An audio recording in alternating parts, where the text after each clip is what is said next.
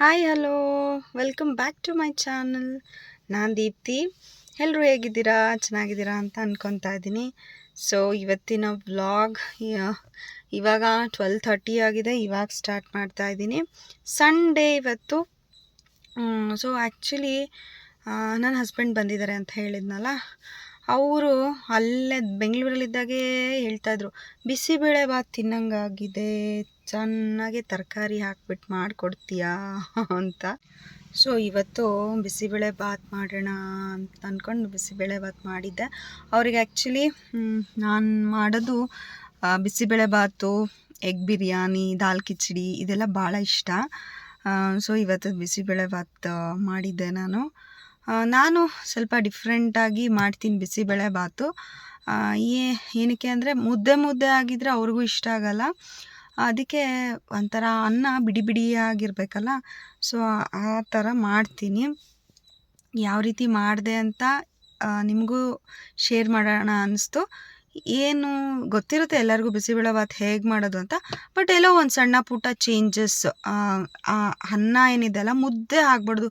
ಹೆಂಗಾಗ್ಬಿಡುತ್ತೆ ಅಂದರೆ ಇದು ಬೇಳೆ, ತರಕಾರಿ, ಅನ್ನ ಎಲ್ಲ ಒಟ್ಟಿಗೆ ಒಂಥರ ಮುದ್ದೆ ಆಗಿಬಿಡುತ್ತೆ. ಬೇಳೆ ಯಾವುದು, ಅನ್ನ ಯಾವುದು, ತರಕಾರಿನೂ ತುಂಬ ಕೂಗಿಸ್ಬಿಟ್ರೆ ಅದೂ ಎಲ್ಲ ಕರ್ಗೋಗಂಗೆ ಆಗುತ್ತಲ್ಲ. ಸೊ ನಾನು ನನ್ನ ವೇಯಲ್ಲಿ ಎಲ್ಲ ಮಾಡ್ತೀನಿ, ಅನ್ನ ಉದ್ರುದ್ರಾಗಿ ಬರೋಂಗೆ. ಸೊ ಅದನ್ನು ನಿಮ್ಮ ಜೊತೆ ಶೇರ್ ಮಾಡ್ತಾಯಿದ್ದೀನಿ. ನೋಡಿ, ನಿಮಗೂ ಏನಾದರೂ ನೀವು ಯಾವ ಥರ ಬಿಸಿಬೇಳೆಬಾತ್ ಮಾಡ್ತೀರಾ ಅಂತ ಕಮೆಂಟ್ ಸೆಕ್ಷನಲ್ಲಿ ತಿಳಿಸಿ. ಸೊ ಇಲ್ಲಿ ಬೇಳೆನ ಬೇಯಿಸ್ಕೊಂಡಿದ್ದೀನಿ. ಬೇಳೆ ಅಷ್ಟೇ ಅಲ್ಲ, ತರಕಾರಿ, ಶೇಂಗಾ ಬೀಜ, ಆಮೇಲೆ ಬೇಳೆ ಅಂದರೆ ಬರೀ ನಾನು ತೊಗರಿ ಬೇಳೆ ತೊಗೊಂಡಿಲ್ಲ, ಚೆನ್ನಾಗಿ ಬೇಳೆನೂ ತೊಗೊಂಡಿದ್ದೀನಿ. ಆಮೇಲೆ ಅನ್ನ, 1 ಕಪ್ ಅನ್ನಕ್ಕೆ ಒಂದು ಅರ್ಧ ಕಪ್ ತೊಗರಿ ಬೇಳೆ, 1/4 ಕಪ್ ಚೆನ್ನಾಗಿ ಬೇಳೆ, ನಿಮ್ಗೆ ಏನು ಇಷ್ಟನೋ ಅದೆಲ್ಲ ತರಕಾರಿ ಹಾಕ್ಕೋಬೇಕು. ಸೊ ಇಲ್ಲಿ ನೆಕ್ಸ್ಟು ನಾನು ಒಗ್ಗರಣೆಗೆ ಒಣಮೆಣಸಿನ್ಕಾಯಿ, ಆಪ್ಷನಲ್ ಗೋಡಂಬಿ, ಕರಿಬೇವು, ಈರುಳ್ಳಿ, ಟೊಮೆಟೊ. ಸೊ ಇಲ್ಲಿ ಈ ಸ್ಟೇಜಲ್ಲಿ ನೀವು ಬೇಕಾದ್ರೆ ಶೇಂಗಾ ಬೀಜನೂ ಹಾಕ್ಕೋಬೋದು. ಸೊ ಫಸ್ಟು ಎಣ್ಣೆ ಕಾಯಿಸ್ಕೊಳಕ್ಕೆ ಇಟ್ಕೊಂಡಿದ್ದೀನಿ. ಅದಕ್ಕೆ 1 ಸ್ಪೂನು ಸಾಸಿವೆ ಹಾಕ್ಕೊತೀನಿ. ಸೊ ಸಾಸಿವೆ ಸಿಡಿದ ಮೇಲೆ ಗೋಡಂಬಿ, ಅದೊಂದು ಸ್ವಲ್ಪ ಕೆಂಪುಗಾಗೋ ತನಕ ಹುರ್ಕೊಂಡು, ಜೊತೆಗೆ ನಾನು ಒಣಮೆಣಸಿನ್ಕಾಯಿ, ಇಲ್ಲಿ ಒಣಮೆಣಸಿನ್ಕಾಯಿ ಹಾಕೋದ್ರಿಂದ ಒಳ್ಳೆ ಫ್ಲೇವರ್ ಸಿಗುತ್ತೆ. ಇಲ್ಲಿ ಉದ್ದ ಕಟ್ ಮಾಡ್ಕೊಂಡಿರೋ ಈರುಳ್ಳಿನ ಹಾಕ್ಕೊತಾ ಇದ್ದೀನಿ. ಇದು ಹಾಕ್ಕೊಂಡು ಸ್ವಲ್ಪ ಗೋಲ್ಡನ್ ಬ್ರೌನ್ ಆದಮೇಲೆ ಟೊಮೆಟೊ. ಸೊ ಟೊಮೆಟೊನೂ ಅಷ್ಟೇ ಸ್ವಲ್ಪ ಸ್ಮೂತ್ ಆಗಬೇಕು. ಒಬ್ರೊಬ್ರಿಗೆ ಕ್ರಂಚಿನೆಸ್ ಇಷ್ಟ ಅಂದರೆ ಹಾಗೆ, ಆಮೇಲೆ ಲಾಸ್ಟಲ್ಲಿ ಹಾಕ್ಕೋಬೋದು. ಸೊ ಇವಾಗ ಒಂದು ಅರ್ಧ ಸ್ಪೂನು ಅರಿಶಿನ, ಆಮೇಲೆ ನಾವು ಇಲ್ಲೆಲ್ಲೂ ಖಾರ ಯೂಸ್ ಮಾಡಿಲ್ಲಲ್ಲ, ಅದಕ್ಕೆ ಅಚ್ಚ ಖಾರದ ಪುಡಿ ಒಂದು ಅರ್ಧ ಸ್ಪೂನು. ಆಮೇಲೆ ನಾನು ಇಲ್ಲಿ ಯೂಸ್ ಮಾಡ್ತಿರೋದು MTR ಬಿಸಿಬೇಳೆಬಾತ್ ಪೌಡರು, ಜೊತೆಗೆ ರುಚಿಗೆ ತಕ್ಕಷ್ಟು ಉಪ್ಪು. ಆ್ಯಕ್ಚುಲಿ ಮನೆಯಲ್ಲಿ ನಮ್ಮಮ್ಮನೂ ಮಾಡ್ತಾರೆ ಬಿಸಿಬೇಳೆಬಾತ್ ಪೌಡರು, ಆದ್ರೂ ಒಂದೊಂದು ಸಲ ನಾನು ಇದನ್ನು ಯೂಸ್ ಮಾಡ್ತೀನಿ. ಇದು ಒಂದು 4 ಸ್ಪೂನ್ಸ್ ಹಾಕ್ಕೊತಾ ಇದ್ದೀನಿ ನಾನು. ಆಮೇಲೆ ಇದು ಹುಣಸೆ ಹಣ್ಣಿನ ರಸ, ಇದು ಹಾಕಿದರೆ ಚೆನ್ನಾಗಿರುತ್ತೆ, ಜೊತೆಗೆ ಒಂದು ಸ್ವಲ್ಪ ಬೆಲ್ಲ. ಸೊ ಇದಿಷ್ಟು ಹಾಕಿಬಿಟ್ಟು ಸ್ವಲ್ಪ ನೀರು ಹಾಕಿ 1 ಮಿನಿಟ್ ಕುದಿಯೋಕ್ಕೆ ಬಿಡೋಣ.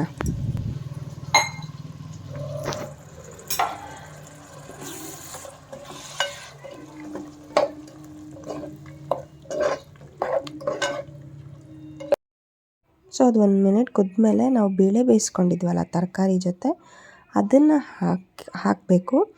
ಅದನ್ನು ಹಾಕಾದ್ಮೇಲೆ ಜೊತೆಗೆ ಅನ್ನನೂ ಏನು ಉದ್ರುದ್ರಾಗಿ ಮಾಡ್ಕೊಂಡಿದ್ವಲ್ಲ ಆ ಅನ್ನನೂ ಅದಕ್ಕೆ ಹಾಕಿ ಎರಡನ್ನೂ ನೀಟಾಗಿ ಮಿಕ್ಸ್ ಮಾಡಬೇಕು.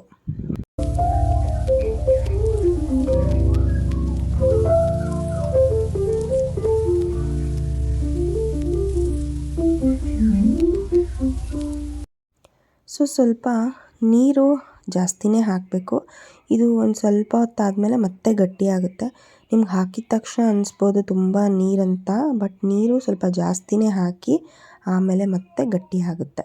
ಸೊ ಈ ಸ್ಟೇಜಲ್ಲಿ ಮಸಾಲ ಇನ್ನೊಂದು ಸ್ವಲ್ಪ ಕಮ್ಮಿ ಆಯಿತು ಅಂದರೆ ಇವಾಗೂ ನೀವು ಬಿಸಿಬೇಳೆಬಾತ್ ಪೌಡರ್ನ ಆ್ಯಡ್ ಮಾಡ್ಕೋಬೋದು. ಉಪ್ಪು ಬೆಲ್ಲ ಎಲ್ಲನೂ ನೋಡಿಕೊಂಡು ಟೇಸ್ಟ್ ಅಡ್ಜಸ್ಟ್ ಮಾಡಿಬಿಟ್ಟು ಕೊನೆಯಲ್ಲಿ 1-2 ಸ್ಪೂನ್ ತುಪ್ಪ ಹಾಕಿದರೆ ಸಖತ್ ಯಮಿಯಾಗಿರೋ ಬಿಸಿಬೇಳೆಬಾತ್ ರೆಡಿ. ತುಂಬಾ ಚೆನ್ನಾಗಾಗುತ್ತೆ, ಟೇಸ್ಟಿಯಾಗುತ್ತೆ. ಅದ್ರ ಜೊತೆ ಖಾರ, ಬೂಂದಿಕಾಳು ಅಥವಾ ಚಿಪ್ಸು ಇದ್ದರೆ ಮಾತ್ರ ಸೂಪರ್.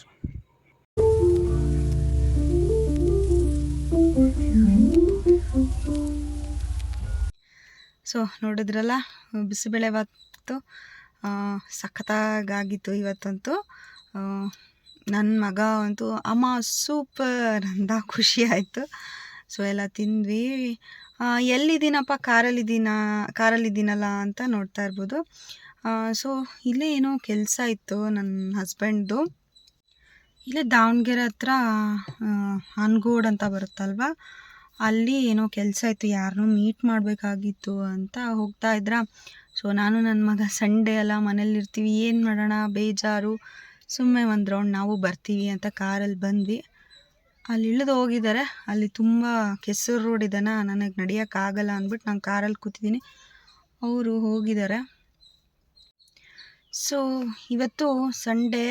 ಆ್ಯಕ್ಚುಲಿ ನನ್ನ ಮಗಂಗೂ ಹೇರ್ ಕಟ್ ಮಾಡಿಸ್ಬೇಕಾಗಿತ್ತು. ನಾನು ಹೇರ್ ಕಟ್ ಮಾಡಿಸಿ ಭಾಳ ದಿನ ಆಗಿದೆ, ಸಖತ್ ಸ್ಪ್ಲಿಟ್ ಎಂಡ್ಸ್ ಎಲ್ಲ ಆಗಿಬಿಟ್ಟಿದೆ. ಹೇರ್ ಕಟ್ ಮಾಡಿಸೋಣ ಅಂತ ಅಂದ್ಕೊಂಡಿದ್ದೀವಿ. ರಶ್ ಇರುತ್ತೆ, ಹೋಗಿ ಕಾಯೋಕ್ಕಾಗಲ್ಲ, ಎಲ್ಲ ವೀಕ್ ಡೇಸೇ ಹೋಗೋಣ ಅಂತ ಅಂದ್ಕೊಳ್ತಾ ಇದ್ದೀನಿ. ಗೊತ್ತಿಲ್ಲ, ನೋಡೋಣ. ಹೇರ್ ಕಟ್ಟಿಗೆ ಹೋದರೆ ತೋರಿಸ್ತೀನಿ ಎಲ್ಲಿ ಮಾಡಿಸೋದು ಏನು ಅಂತ. ಲಾಸ್ಟ್ ಟೈಮ್ ಒಂದು ವೀಡಿಯೋದಲ್ಲಿ ಶೇರ್ ಮಾಡಿದ್ದೆ ನನ್ನ ಮಗಂದು ಹೇರ್ ಕಟ್ ಎಲ್ಲಿ ಮಾಡಿಸ್ತೀನಿ ಅಂತ. ಆ ವಿಡಿಯೋನ ಡಿಸ್ಕ್ರಿಪ್ಷನ್ ಬಾಕ್ಸಲ್ಲಿ ಹಾಕಿರ್ತೀನಿ, ನೋಡಿ.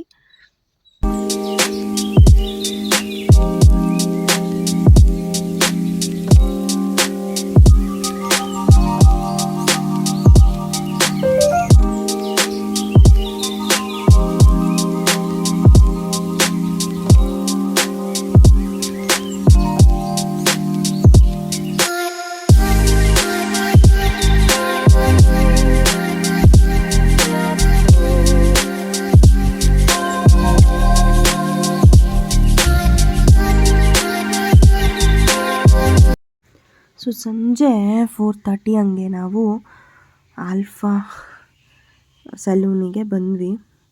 ಆ್ಯಕ್ಚುಲಿ ನನ್ನ ಹಸ್ಬೆಂಡು ಹೇರ್ ಕಟ್ ಮಾಡಿಸ್ಬೇಕಾಗಿತ್ತು, ನನ್ನ ಮಗಂಗೂ ಮಾಡಿಸ್ಬೇಕಾಗಿತ್ತು ಆ್ಯಂಡ್ ನಾನು ಮಾಡಿಸ್ಕೋಬೇಕಾಗಿತ್ತು. ಸೊ 3 ಜನನೂ ಬಂದ್ವಿ. ಸೊ ಏರ್ ವಾಶ್ ನಾನು ನನ್ನ ಮಗ ಮಾಡಿಸ್ಕೊಳ್ಳಿಲ್ಲ, ಬಿಕಾಸ್ ನಾನು ಇವಾಗ ಪ್ರೆಗ್ನೆಂಟ್ ಇದ್ದೀನಲ್ಲ. ಸುಮ್ಮನೆ ಅಲ್ಲಿ ತಣ್ಣೀರಲ್ಲಿ ಸ್ನಾನ ಮಾಡಿ ಮತ್ತೆ ಕೆಮ್ಮು ನೆಗಡಿ ಎಲ್ಲ ಆಗೋದು ಬೇಡ, ಆಲ್ರೆಡಿ ಕೆಮ್ಮಾಗಿತ್ತು.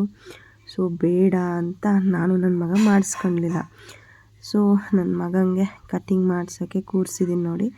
ಸೊ ಇಲ್ಲಿ ಇವರು ಆದಿಲ್ ಅಂತ ಇರ್ತಾರೆ, ಅವರು ಅಂದರೆ ನನ್ನ ಮಗನಿಗೆ ಇಷ್ಟ, ಯಾವಾಗಲೂ ಅವ್ರ ಹತ್ರನೇ ಮಾಡಿಸ್ಕೊತಾನೆ ಕಟ್ಟಿಂಗ್ ಮಾತಾಡ್ಕೊತ. ಸೊ ಅವರು ಅಷ್ಟೇ ಪೇಷನ್ಸಿಂದ ತುಂಬ ಚೆನ್ನಾಗಿ ಕಟ್ಟಿಂಗ್ ಮಾಡ್ತಾರೆ.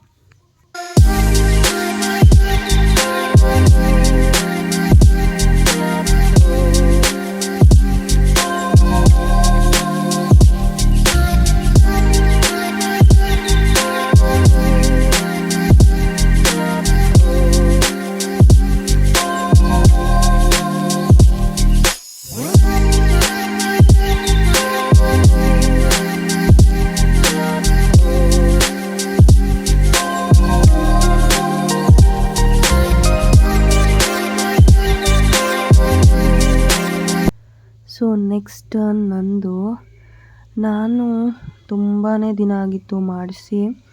ಸೊ ಅವರು ಸ್ಪಾ ಮಾಡಿಸ್ರಿ ಅಂತೆಲ್ಲ ಹೇಳಿದರು.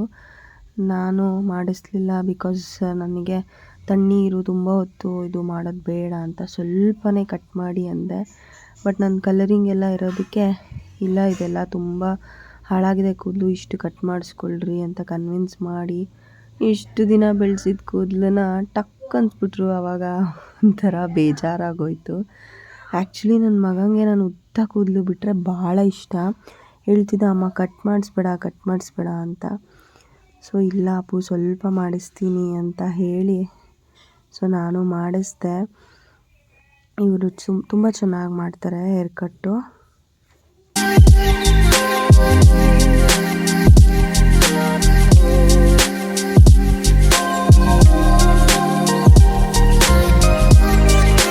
ಸೊ ಫೈನಲ್ ಆಗಿ ನೋಡಿ ನಂದು ಹೇರ್ ಕಟ್ ಈ ಥರ ಆಯಿತು. ಆ್ಯಂಡ್ ನನ್ನ ಮಗಂದು ಇಬ್ಬರು ಹೇಗೆ ಕಾಣಿಸ್ತಾ ಇದ್ದೀವಿ. ನನ್ನ ಹಸ್ಬೆಂಡು ನಮ್ಮಿಬ್ರದ್ದು ಮುಗಿಸಿ ಇವಾಗ ಮಾಡಿಸ್ಕೊತಾ ಇದ್ರು. ಸೊ ಅಲ್ಲೇ ಏನಿರೋದು ಅಂತ ನಾವು ಹೋಗ್ಬಿಟ್ಟು ಕಾರಲ್ಲಿ ಕೂತ್ಕೊಂಡು ವೇಟ್ ಮಾಡ್ತಾ ಇದ್ವಿ.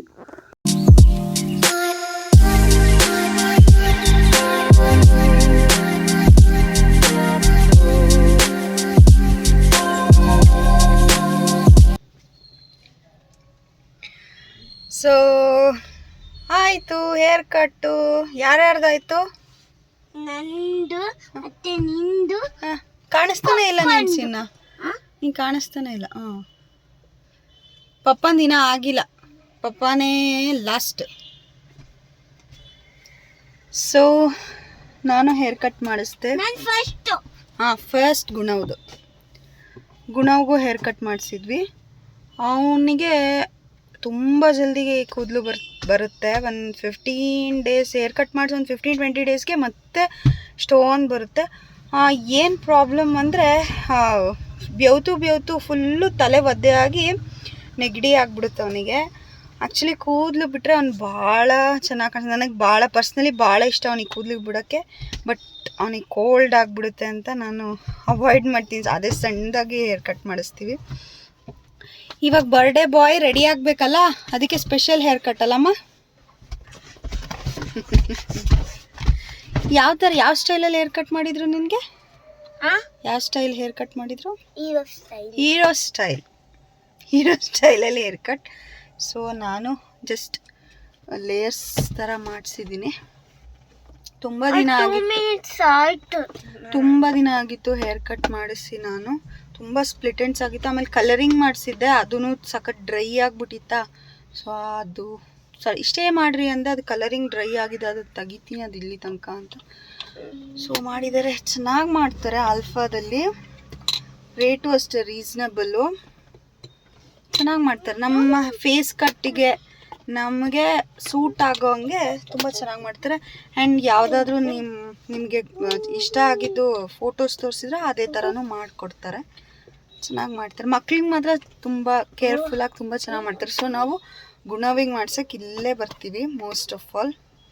ಸೊ 3 ಜನದ್ದು ಕಟ್ಟಿಂಗ್ ಹೇರ್ ಕಟ್ ಆಯಿತು. ಇವಾಗ ಮನೆಗೆ ಹೋಗ್ತಾ ಇದ್ದೀವಿ. ನೋಡ್ತೀನಿ ಆಮೇಲೆ ವ್ಲಾಗ್ ಕಂಟಿನ್ಯೂ ಮಾಡೋದಾದ್ರೆ ಮಾಡ್ತೀನಿ, ಇಲ್ಲ ಇಲ್ಲಿಗೆ ಎಂಡ್ ಮಾಡ್ತೀನಿ. ಸೊ ಯಾರ್ಯಾರು ನನ್ನ ಚಾನಲ್ಗೆ ಸಬ್ಸ್ಕ್ರೈಬ್ ಆಗದಲೇ ನೋಡ್ತಾ ಇದ್ದೀರೋ, please like, share and subscribe. Thanks for watching. Take care. Bye bye.